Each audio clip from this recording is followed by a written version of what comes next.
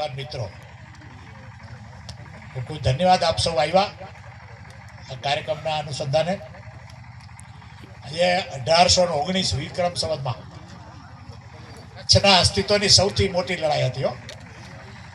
આ લડાઈ હાર્યા હોત તો અત્યારે બધું પાકિસ્તાનમાં હોત. કચ્છ આખું, કચ્છ બહુ મોટું સ્ટેટ છે. કચ્છમાં ગુજરાતમાં જે 25 મોટા સ્ટેટ છે, સૌથી મોટું વડોદરા હતું, 21,000 ચોરસ કિલોમીટર. બીજો નંબર કચ્છ હતું, એ પણ 21,000 હતું. ઓલું 200-400 વધારે હતું. એ ત્રીજો નંબર જામનગર હતું. એટલે આજે એવું મોટું સ્ટેટ, અને એ કચ્છનો જે વિસ્તાર છે ને 45,000 સ્ક્વેર કિલોમીટર છે. ગુજરાતનો 6ઠ્ઠો ભાગ એટલું કચ્છ છે. એટલું આખું સૌરાષ્ટ્ર એટલું કચ્છ એટલું છે. એટલો મોટો વિસ્તાર છે. એ બધું બચાવવામાં બિગેસ્ટ અસ્તિત્વની લડાઈ હતી, બહુ મોટી. સિંધના બાદશાહ ગુલામ શાહ કલોરા અને ગોળજી બીજા.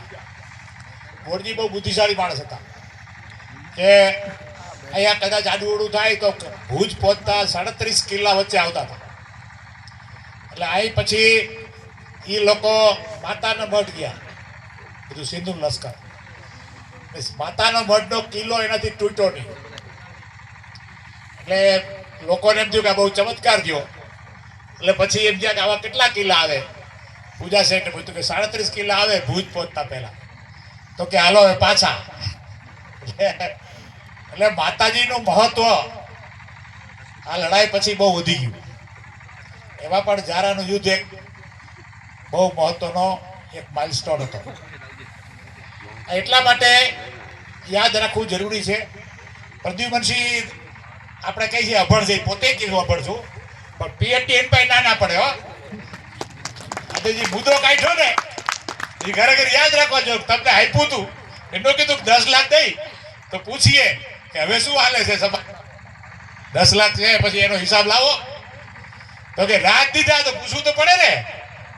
આપણે હિસાબે નથી પૂછતા.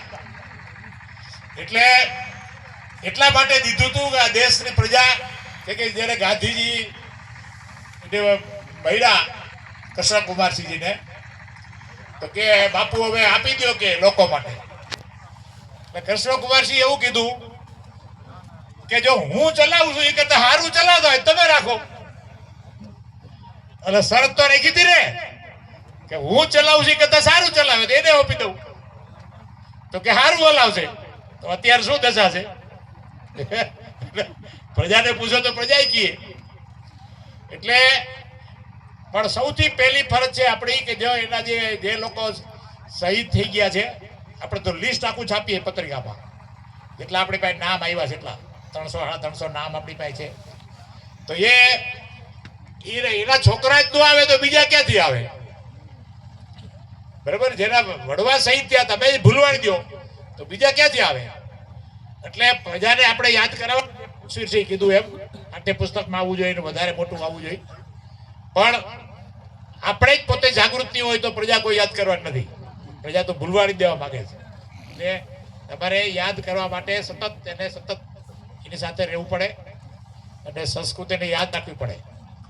આપણે ભૂચરમોરીનો કાર્યક્રમ કરીએ છીએ, એમાં સરકારે પણ સહાય કરીને ખાલી 11 કરોડ તો સરકારે આપ્યા છે ભૂચરમોરી શહીદ વન થયું છે ને એમાં. એટલે પછી દર વર્ષે પાટણ આપણે કાર્યક્રમ કરીએ છીએ.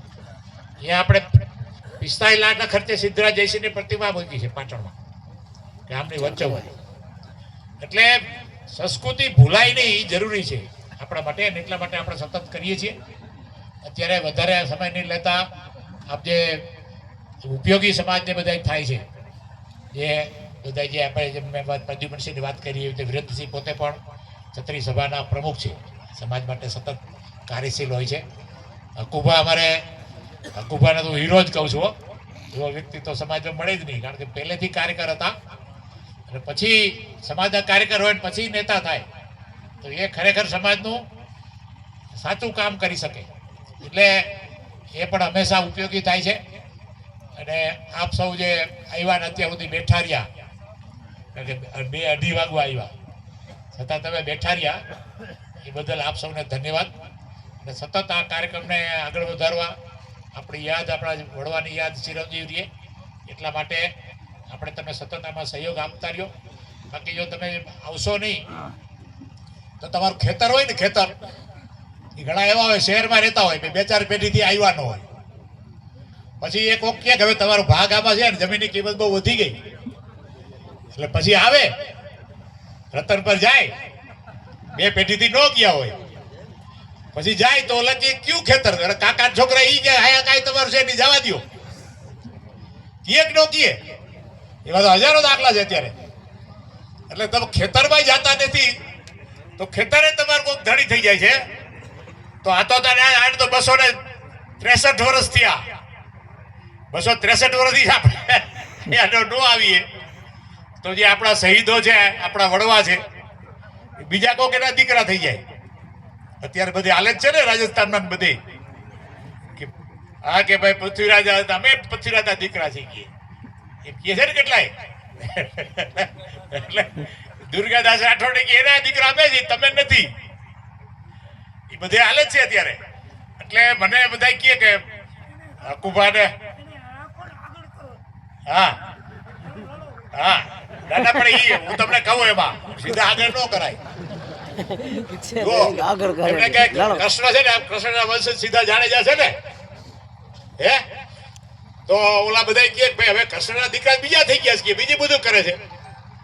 મેં કીધું એનું કારણ છે કે ઘણા એક દરબાર આવ્યું હતું રાજકોટમાં, એની સેવા એના કોઈ કાકાના દીકરા ને બાપુના દીકરા નહોતા કરતા, બરોબર, જિલ્લા પંચાયત સભ્ય પણ હતા.